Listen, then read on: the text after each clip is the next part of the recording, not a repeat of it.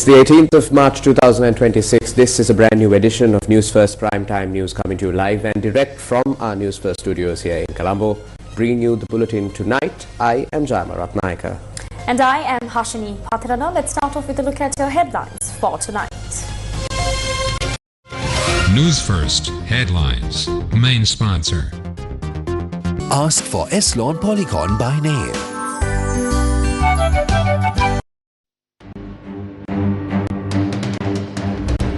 Iran's top security official killed in Israel attack. U.S. National Counterterrorism Center Director Joe Kent resigns. Energy crisis hits hard. Middle East conflicts disrupt supplies worldwide, affects number of countries. New odd-even number fuel distribution system based on QR codes begins tomorrow. Special opportunity for those who have never used the system to obtain fuel.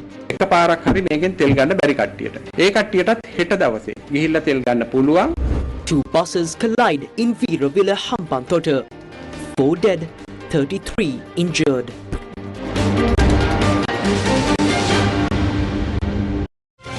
Newsfirst Headlines. Main sponsor. Ask for S-Lawn Polygon by name.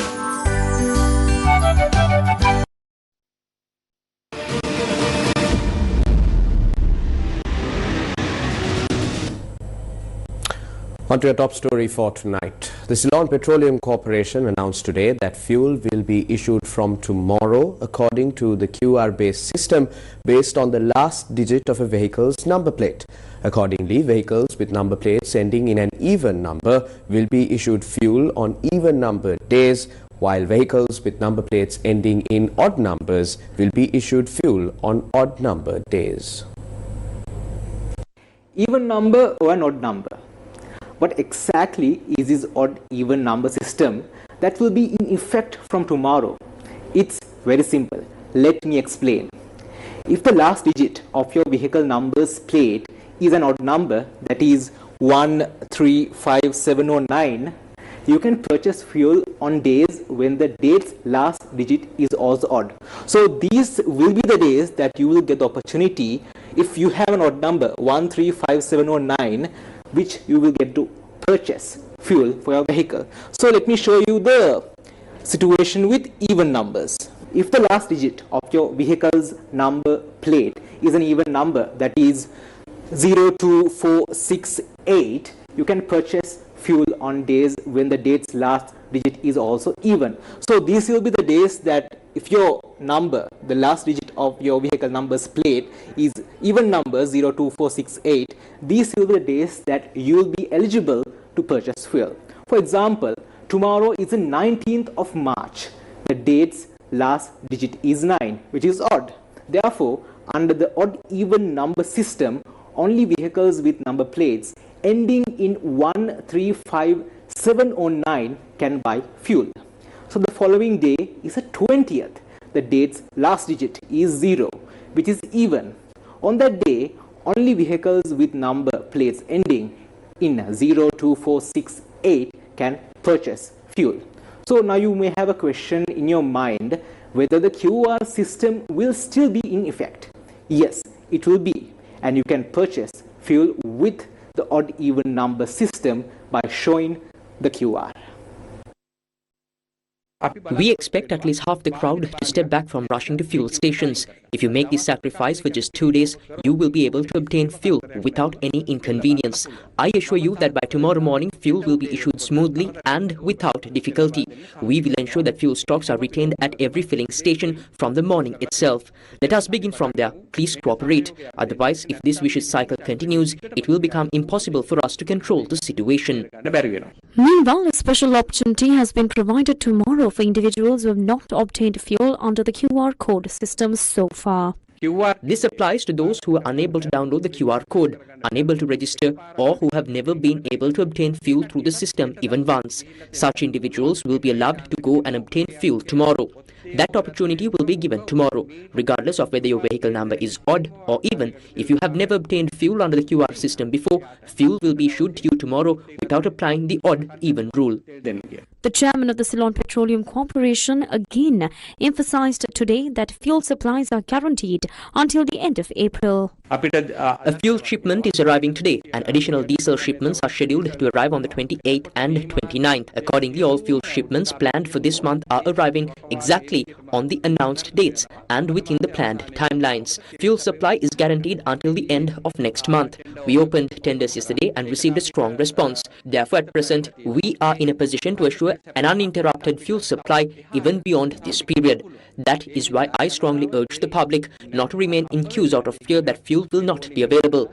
There is no need to do that. A new WhatsApp number has been introduced for individuals facing issues in obtaining the QR code used to issue fuel quotas. Complaints can be submitted via WhatsApp to 076 000 1919. Advisor to the Ministry of Digital Economy, Sumudhu Ratnayaka, said that vehicle numbers must be clearly stated when submitting a complaint. He added that a clear photograph of the national identity card, driving license or passport must also be sent along with this. In addition, a photograph of the vehicle revenue license and a photograph of the vehicle registration certificate must be submitted to the same WhatsApp number. Meanwhile, Managing Director of the Ceylon Petroleum Corporation, Dr. Myron Ethikumarage, said that efforts are continuing to resolve the remaining issues within the QR code system. So far, one of the main issues has been that people own vehicles, but the mobile number linked to the registration has either been lost or forgotten. We are now providing an opportunity for such individuals to register using the mobile number they currently have in hand. When they register with the new number, the information they provide is compared with the previously recorded details and existing government data. If the details match, a message is sent to the previous register owner informing them that a change is being made. However, the registration is completed under the new mobile number. This facility applies to mobile numbers that were registered in 2023 or earlier. Based on this, we believe that a solution is now being provided to address a major issue faced by many people.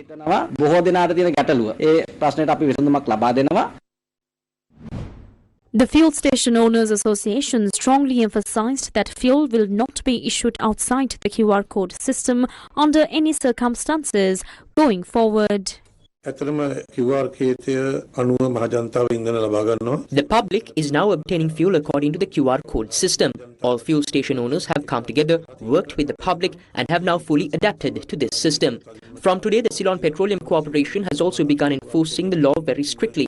If any fuel station issues fuel outside the QR code system or dispenses fuel into barrels or cans, that station will face serious consequences. Therefore, there is no way such practices can continue. Already, the Bandaragama fuel station has been suspended. As the chairman of the Fuel Station Owners Association, I clearly state to all fuel station owners across Sri Lanka that fuel must be issued strictly according to the QR code system.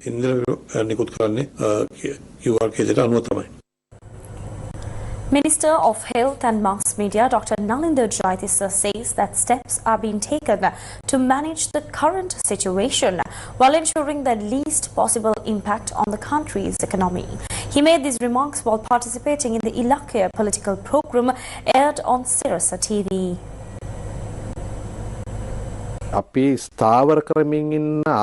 We are working to stabilize the situation in a way that causes minimal impact on the economy.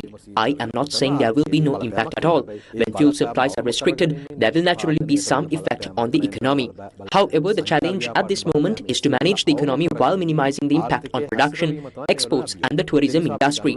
That is why every decision we take is carefully aimed at protecting economic stability, because once the economy collapses, bringing it back up again is not easy. Fuel shortages are not unique to Sri Lanka. Fuel is scarce across the world. The global fuel market is concentrated mainly in one region, and that is the very region where war is currently taking place. That is why even before Sri Lanka adjusted fuel prices, many countries around the world had already begun increasing fuel prices. In fact, 2 years ago, many countries closed institutions, universities and schools only to reverse those decisions within a few days. The fundamental objective behind such actions is to ensure that essential supplies can be continuously provided to the public. In this context, we are making efforts with several countries. We are currently holding discussions with Russia to see whether we can reach government-to-government agreements. At the same time, we are continuing procurement processes. There are many plans that can be made, but at this moment, it is difficult. Orders are being cancelled, shipments are being cancelled. That is the reality of the current situation. If we reduce consumption in non-essential areas and manage existing reserves carefully, we will be in a better place. We will be in a better position when the next shipments arrive. That is why certain steps had to be taken. One such step was the introduction of the QR system. Firstly, it helps prevent illegal fuel stockpiling. Secondly, through this system, we expect to reduce fuel consumption by at least 20 to 25%. At present, many of the issues that existed within the QR system are also being resolved.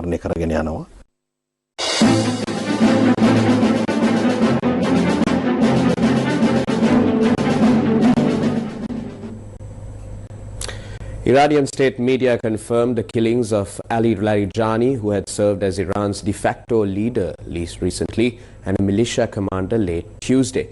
However, Foreign Minister Abbas Araghchi has dismissed suggestions that the assassination of a senior security official would weaken the country's political system. Meanwhile, Iranian President Masoud Pezeshkian confirmed the Israeli killing of Intelligence Minister Ismail Khatib hours after Israel said it had killed the official. Israel delivered double blows to the upper echelons of Iran's leadership on Tuesday, killing Ali Larijani, the head of the country's Supreme National Security Council, and Brigadier General Gholam Reza Soleimani, the leader of a powerful plainclothes militia aligned with the Islamic Revolutionary Guards Corps. Israel's Prime Minister Benjamin Netanyahu addressed the people of Iran on Nowruz from Israel's Air Force Command Center at the Kiryat, announcing that Israeli forces had targeted two top terrorist leaders over the past 24 hours. I'm here with Israel's Defense Minister, our Chief of Staff, the head of the Mossad, the Chief of Air Force, our senior commanders. In the past 24 hours, we knocked out two of the terrorist chieftains, the top terrorist chieftains of this tyranny. Our aircraft are hitting the terror operatives on the ground, in the crossroads, in the city squares. This is meant to enable the brave people of Iran to celebrate the Festival of Fire. So celebrate and Happy Nowruz. We're watching from above. Iran has pledged, with Foreign Minister Abbas Araghchi saying Tehran's political system remains strong as the war entered its 19th day. The first issue today is the announcement that they've assassinated Iran's Supreme National Security Council, Mr. Ali Larijani. I do not know why the Americans and the Israelis still have not understood this point. The Islamic Republic of Iran has a strong political structure with established political, economic, and social institutions. The presence or absence of a single individual does not affect this structure. Of course, individuals are influential and each person plays their role, some better, some worse, some less. But what matters is that the political system in Iran is a very solid structure. We have not had anyone more important than the leader himself, and even the leader was martyred. Yet the system continued to work and immediately provided a replacement. If anyone else is martyred, it will be the same. If the foreign minister were ever to be martyred, there would ultimately be someone else to take the position. Aren't you afraid that you might be one of the targets?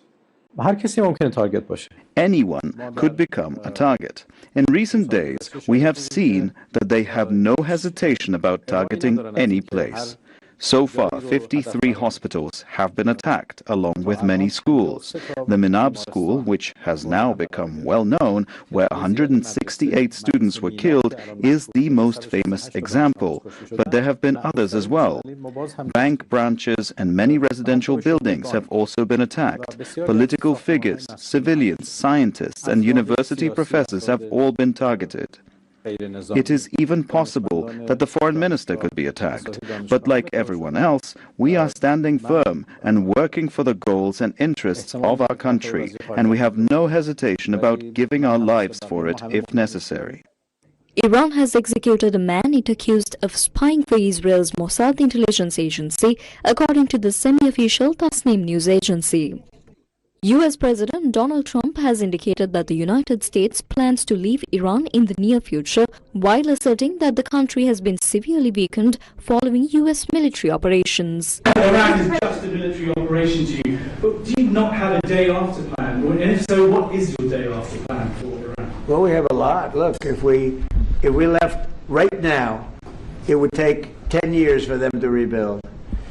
But we're not ready to leave yet. But we'll be leaving in the near future. We'll be leaving in pretty much the very near future. But right now, they've been decimated from every standpoint. And again, we've had great support from countries in the Middle East, great support. But we've had no support from, essentially, no support from NATO. One of the top counterterrorism officials in the United States, Joe Kent, has resigned over his country's war against Iran. On Tuesday, he published a copy of his resignation letter on the social media platform X, addressing his correspondence to US President Donald Trump. He said, quote, "Iran posed no imminent threat to our nation, and it is clear that we started this war due to pressure from Israel and its powerful American lobby." End quote. Until this week, Kent served as the director of the National Counterterrorism Center, the U.S. agency responsible for coordinating and analyzing terrorism intelligence. The resignation marks the highest-profile rebuke yet of the war effort from within the Trump administration. Well, I read his statement. I always thought he was a nice guy, but I always thought he was weak on security, very weak on security. I didn't know him well, but I thought he seemed like a pretty nice guy. But when I read his statement, I realized that it's a good thing that he's out, because he said that Iran was not a threat.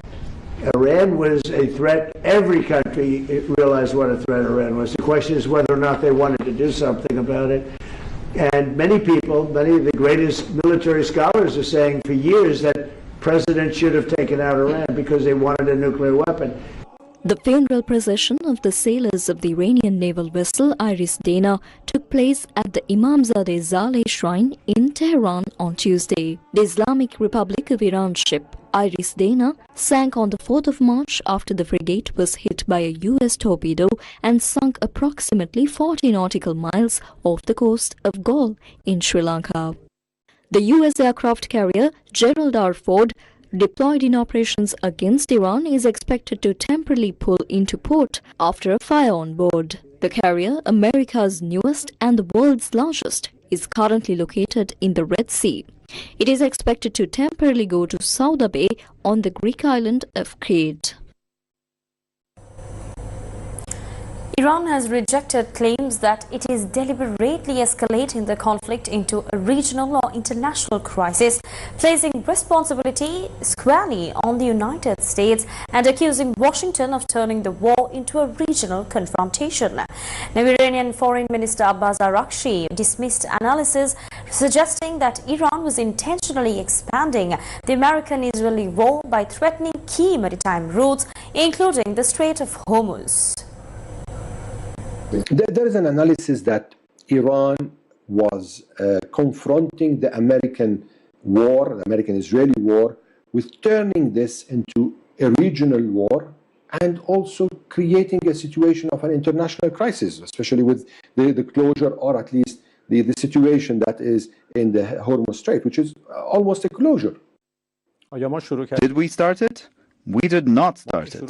This war was imposed on us, and we had warned about it in advance. We did not turn this into a regional war simply because attacks are coming from countries in the region. Their military bases in the region are being used against us. It is the United States that has turned it into a regional war, not us. I would like to understand your vision towards the Strait of Hormuz, the closure. You've been saying that everyone is still allowed to pass except for the enemies of Iran. Also, we've heard reports that Iran is putting a condition that there should be transactions in yuan for ships to pass. Also, we heard in the leader's statement that also probably Yemen could enter, and then there are a lot of indications Bab el-Mandab could close.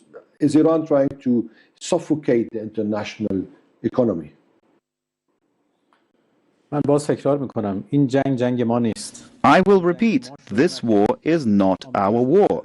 We did not start it. The United States started it and is responsible for all the consequences of this war, human and financial, whether for Iran, for the region, or for the entire world. The United States must be held accountable. From our perspective, this is a waterway located next to Iran. Naturally, we will not allow our enemies to use this waterway. At the same time, a war is taking place around it, and naturally, many ships and countries may not want to use this route due to insecurity. Some countries contact us to discuss safe passage through the Strait of Hormuz, and we try to provide them with the conditions for such passage. In my view, we need to design new arrangements for the Strait of Hormuz and the way ships pass through it in the future, after the war, so that peaceful navigation through this waterway can be permanently maintained under clear regulations, with consideration for Iran's interests and the interests of the region. I believe that after the war, the first step should be drafting a new protocol for the Strait of Hormuz. Naturally, this should be done between the countries that lie on both sides of the strait, as they are the principal parties in this matter, and it should guarantee that safe passage through the strait takes place under specific conditions. Upon whose conditions? You say special conditions. Conditions that ensure peacefulness. We do not want to witness another war in the region, and we do not want to see the strait closed again. There must be regulations and conditions established that guarantee lasting peace in this region. French president party to the war. Nous ne sommes pas partie prenante au conflit. Et donc, jamais la France ne prendra part à des opérations que nous devons bâtir. Nous avons commencé les échanges avec l'Inde, avec plusieurs autres partenaires européens ou partenaires de la région. US President Donald Trump has downplayed Macron's remarks, responding dismissively when asked for his reaction. President Macron has just said in the last hour that he will never join a task force in the Strait of Hormuz until hostilities finish. Yet yesterday you said... Who said that? Who said? President Macron of France. What's your reaction to that, sir? Well, he'll be out of office very soon, so we'll have to see. I don't know. IDC's Ranjit Rajan says the Middle East conflict is becoming a stress test for the global digital economy, exposing risks around energy, supply chains, and infrastructure resilience. This war is really becoming a structural stress test for the digital economy, for the global digital economy. It's exposing vulnerabilities in areas like energy dependency, supply chains, and cloud and infrastructure resilience.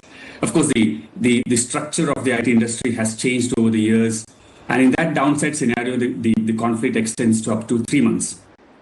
And in that downside scenario, we forecast that global IT spending, will probably reduce by about 1%, and the growth in IT investments in the Middle East and Africa market to drop to about 3 to 4%. Now, if the conflict is, of course, prolonged beyond 3 months, that will further increase the pressure on energy markets and inflation, and raise the likelihood of a more sort of wider, significant slowdown, both in the global IT market as well as in the Middle East and Africa.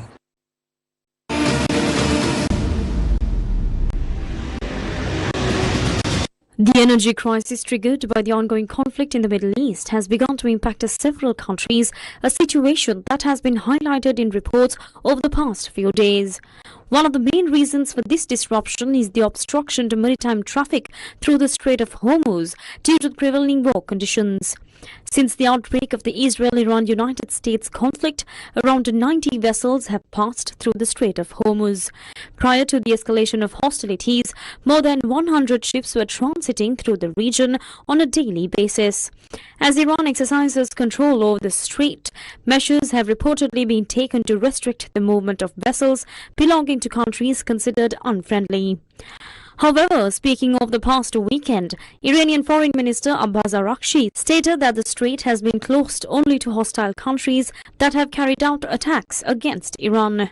Accordingly, vessels from Pakistan and India are currently being allowed to pass through the region.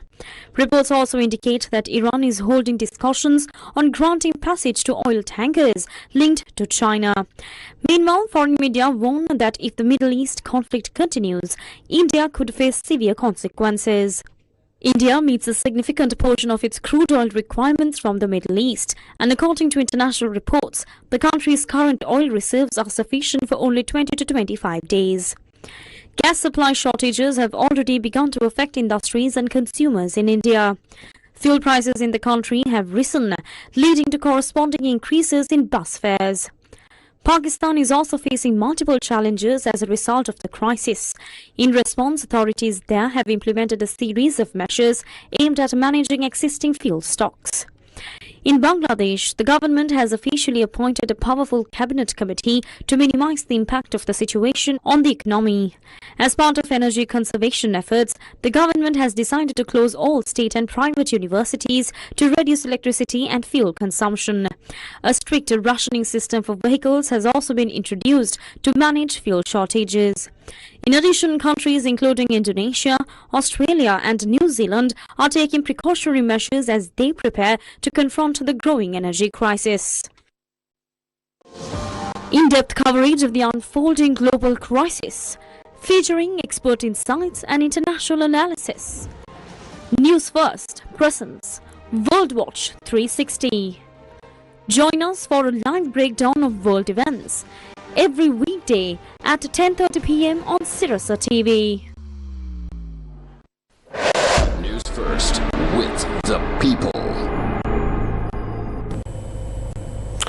Should taxes on fuel be removed? Dr. Harsha De Silva, the treasurer of the Samagi Janapala Vegaya, responded today regarding the proposal made by opposition leader Sajid Premadasa in Parliament yesterday. I would like to make a proposal to the government. We were told back then that fuel would be provided at the same price it lands at the port. Therefore, I propose that the value-added tax, social security contribution levy, excise duty, customs import duty and special commodity levy be removed from fuel immediately. These 159 members were elected on the promise of providing fuel at the port landing price. So I would like to suggest that at this time, it is important to take steps to reduce fuel prices rather than increase them.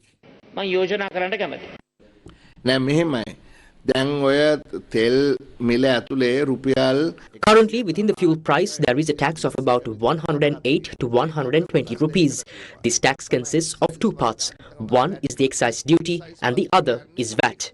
The excise duty is a fixed tax. It doesn't fluctuate regardless of whether the fuel price changes. However, VAT fluctuates because of the 18% rate. Therefore, if the landing price increases by 50 rupees, the final price won't necessarily rise by the full 50 rupees. Only a certain portion, that 18% amount, would increase. We can adjust the excise duty amount because VAT is legally fixed at 18%. We cannot simply say to reduce VAT for fuel alone, as that would require changing the entire law.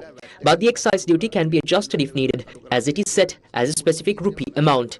I suggest we identify the groups living in poverty and transfer the necessary funds directly to them. If you reduce taxes across the board, the tax is reduced for someone like me who pumps petrol for 2 cars.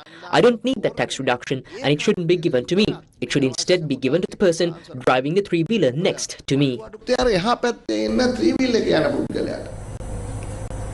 Sri Lanka's strategic importance in the Indian Ocean is becoming increasingly critical as tensions in the Middle East continue to disrupt global energy markets and security dynamics. National organizer of the Sri Lanka Podujana Peramuna, Namal Rajapaksa, made this statement, delivering the keynote address at the Beyond World Plus conference in New Delhi. Tensions in the Middle East continues to influence energy markets and global security. And strategic rivalry between major powers is increasingly visible in maritime regions. When instability appears in one region, it impacts quickly, spreads throughout global trade routes. Energy prices rise, supply chain slows down, market reacts. And once again, the stability of the Indian Ocean becomes critical. Located at the center of these sea routes, Sri Lanka holds one of the most strategic positions in the Indian Ocean. Ships traveling between East Asia, Middle East and Europe pass just south of our shores. For centuries, Sri Lankan ports served as a trading hub connecting civilizations. Today, same geography places Sri Lanka at a crossroad of global commerce. But geography alone does not create influence. Influence comes from how wisely a nation manages its positions. For centuries, in strategically sensitive regions, foreign policy must be guided by balance, foresight, and discipline. We must protect our sovereignty. We must safeguard our maritime space. We must also build strong partnership with all nations. Strategic balance is not weakness. For smaller states, it is a necessity. In this changing global landscape, India's rise is one of the most important developments of the 21st century. India's economic growth, technological innovation, and demographic strength are reshaping the Indian Pacific region. Under the leadership of Prime Minister Narendra Modi, India is emerging not only as a major economic power, but also as a stabilizing force in the Indian Ocean. For neighboring countries like Sri Lanka, this creates great opportunities. Our futures are naturally connected. Sri Lanka's strategic location and infrastructure complements India's economic scale. The reconstructed Thoduava Iranavila Bridge in Chilau, damaged by cyclone Ditwa, was officially reopened today. The reconstructed Thoduava Iranavila Bridge in Chilau, which was damaged by cyclone Ditwa, was officially inaugurated today under the patronage of Indian High Commissioner to Sri Lanka, Santosh Jha, and Minister of Public Administration, Provincial Councils and Local Government, Chandana Beiratna. This Bailey Bridge, built with post-Ditwa assistance from the Government of India, amounting to $450 million, is the largest bridge constructed in Sri Lanka by the Indian Army under the program. This is a $450 million package that we have announced for Ditwa reconstruction. And I'm very happy that this bridge, which is the longest bridge, Bailey Bridge in Sri Lanka, 240 meters, 13 feet wide, has been constructed. It should have been constructed much earlier, actually, immediately after the first devastation caused by Ditwa, but because it required more engineering support and the pier construction that you can see has been done for reinforcing this very long bridge, we had to take a bit longer. But I'm happy. I thank the Indian Army engineers, the Road Development Authority, the government of Sri Lanka overall. The Honorable Minister is here, Honorable MP is here. We have worked together like brothers and sisters in a spirit of friendship and cooperation. I'm told that just because the construction of this bridge, the time taken to go to the other side will be shortened by 40 minutes. So this is something really remarkable. I think we will continue to work in this area. There are a number of Bailey bridges that we will be constructing in the coming days, about 15 of them. And we have already done in 3 different locations in Kilinochchi district. We have also restored in 2 places connectivity on the Kandy-Ragala road, which I had the privilege of inaugurating. The first one was inaugurated by the External Affairs Minister of India and the Foreign Minister of Sri Lanka. We will also be constructing permanent bridges as part of our reconstruction effort. There is a 30 million grant that Government of India has extended for restoring the connectivity through Bailey bridges and permanent bridges. This work will continue in the spirit of cooperation. A gathering of dignitaries, government officials and local residents were present to witness the inauguration. Meanwhile, the Indian High Commissioner to Sri Lanka, Santosh Jha, paid homage to the deep cultural and spiritual ties between India and Sri Lanka, offering prayers at Sri Munneshwaram Devasthanam and Sri Manavari Kovil in Chilau. The 2 temples are considered important sites on the Ramayana trail and are visited by devotees both from India and Sri Lanka in large numbers. The Minister of Foreign Affairs, Foreign Employment and Tourism, Vijitha Herath, underscored the need for a stronger digital ecosystem at the inauguration of the Lili Lanka platform in Colombo yesterday. Addressing industry stakeholders, the minister noted that global tourism is increasingly shaped by digital platforms that influence how travelers discover destinations and make bookings. Tourism has long been of the pillars of our economy. Yet, in the modern world, success in tourism is no longer determined by natural beauty alone. It is determined by how effectively a nation adapts to the changing instruments of commerce and communication. Digital platforms today shape how travelers discover destinations, make reservations, and plan their journeys. It is therefore both timely and prudent that Sri Lanka strengthens its own digital tourism infrastructure. Sri Lanka represents an important step in that direction. It aligns with the broad national vision of building a strong digital economy while supporting the development of smart tourism systems that serve both visitors and industry stakeholders. There is also a matter of national interest involved. For many years, a considerable share of tourism bookings has been handled through foreign-owned platforms. While such systems have contributed to globally visibility, they have also meant that part of the value created by Sri Lankan tourism flows beyond our source. Platforms such as Lili Lanka offer an opportunity to retain a greater share of that value within our own economy, benefiting our hotels, tour operators, service providers, and communities that depend upon tourism.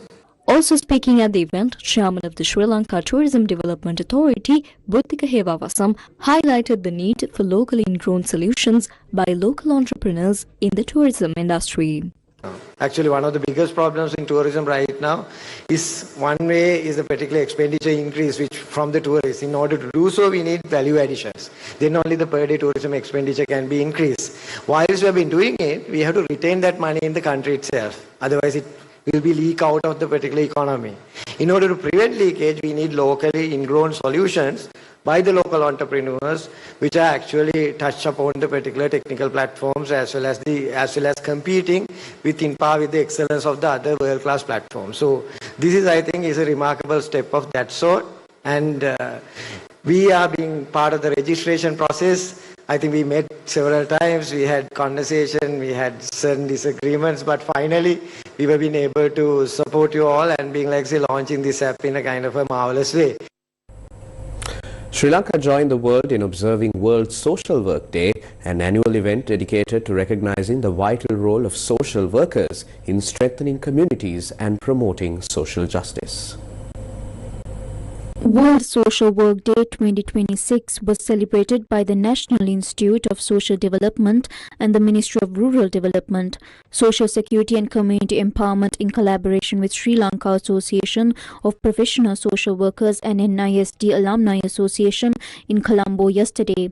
The event was held under the theme of Co-Building Hope and Harmony, a Harambee call to unite a divided society. Social work, at its heart, is about bringing people together, governments, communities, professionals and citizens, to overcome divisions, address systematic inequalities, and build a shared future based on hope and solidarity. In Sri Lanka, this message resonates deeply with our national development vision. Our ministry, Rural Development, Social Security and Community Empowerment, is firmly committed to strengthening communities and ensuring that no citizen is left behind. A comprehensive social protection system is one of the fundamental pillars of a democratic nation.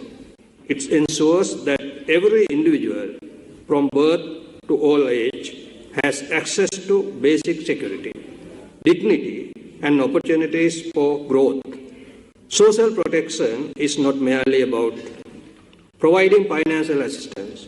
It's about protecting people from vulnerability, enabling them to overcome hardship, and empowering them to build better lives. When implemented effectively, social protection programs do more than provide temporary support.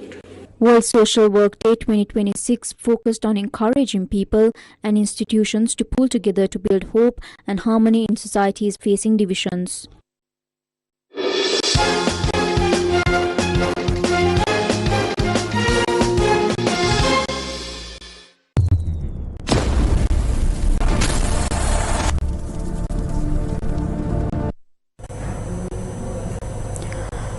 Why does the recovery of Sri Lanka cricket still remain at a standstill?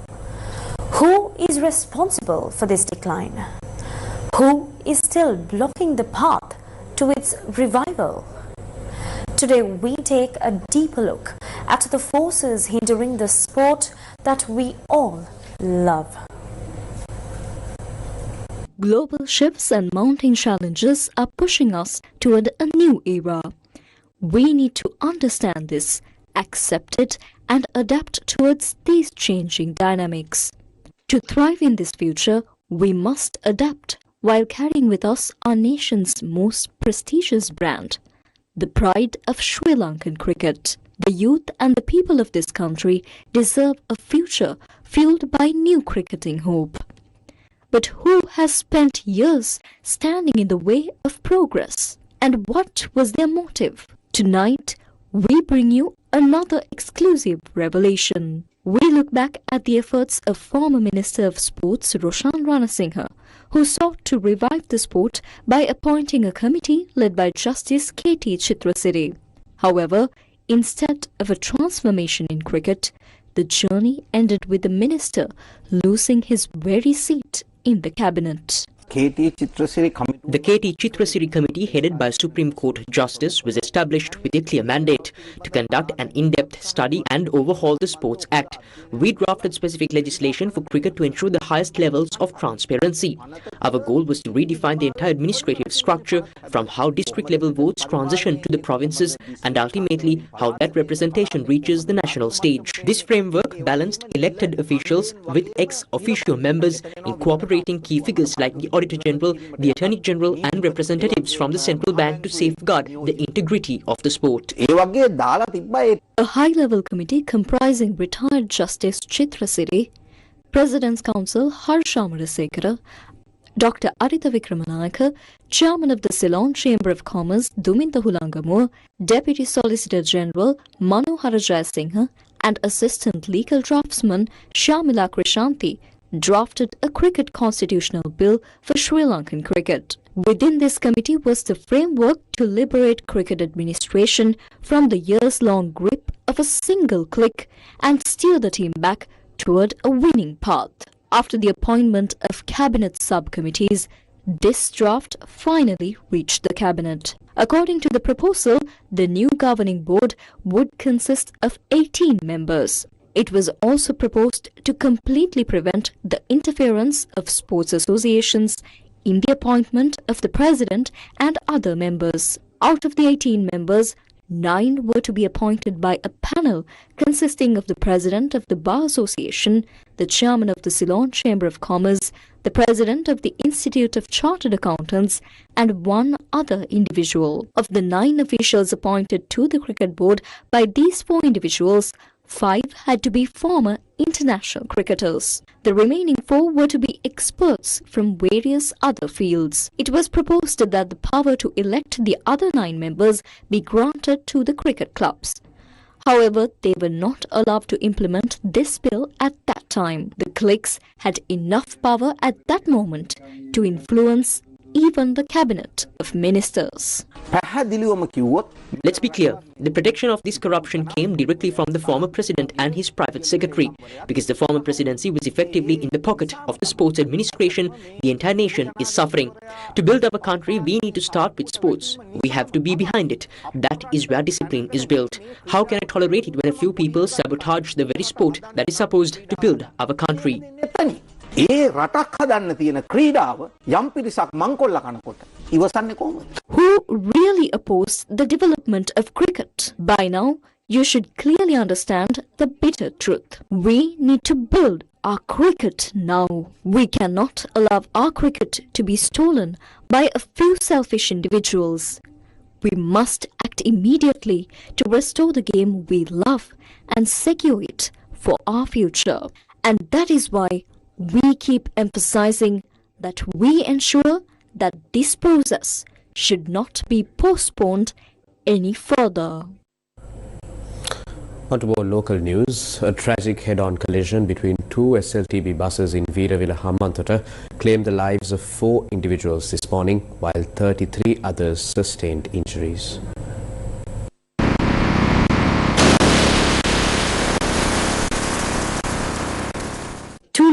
distance buses, one travelling from Katharagama to Colombo and the other from Karapitiya to Katharagama, faced a head-on collision this morning in Veeravilla. Both buses were carrying around 100 passengers in total. The collision occurred at approximately 11:30 a.m. in Thurusevana area of Veeravilla. Among the deceased were 4 individuals who died at the scene, including a Buddhist monk. Damage